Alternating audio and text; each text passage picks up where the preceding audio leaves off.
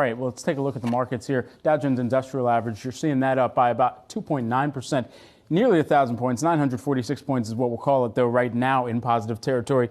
Let's put some candlesticks on this. Why? Because it's lit on the day here. We're going to go intraday with this activity. And there you've seen the moves higher here, particularly a move higher there in that larger candlestick that we saw just before the 10 a.m. hour here. And so as we're continuing to watch this very closely, let's also take a look at the Nasdaq Composite. That is ripping to the upside on the day. Percentage basis, biggest gainer that we've seen in the U.S. major averages right now. It's up by roughly 5.9% there. S&P 500, you're seeing that up by about 4.3% at this point in time. Technology is the biggest winning sector right now, up 4.3% for the S&P 500. And since I mentioned the sector activity, let's take a quick look at where those sectors are faring. Yep, technology is still holding on to it. And consumer discretionary catching a little bit of a bid here on the day. That's up by about 6.1%. Let's zoom out here on the Nasdaq 100 as well. You've got no red to be found unless your ticker symbol SGEN, which is kind of moving in the descent on the day. It's down by about 7%, so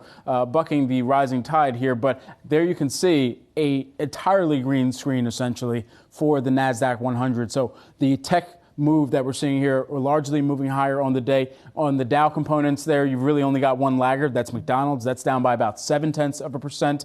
And then additionally here, just going back out and taking a look at some of the yields here that we've been tracking too, because that's the move that is also worth tracking. That gives us an insight into what the intentions of the Fed may look like. And on the 5-year, you're actually seeing that move lower by about 7% on the day. 10-year down by nearly 7%, 6.75% to be exact there. So we'll continue to watch this and all of the market action.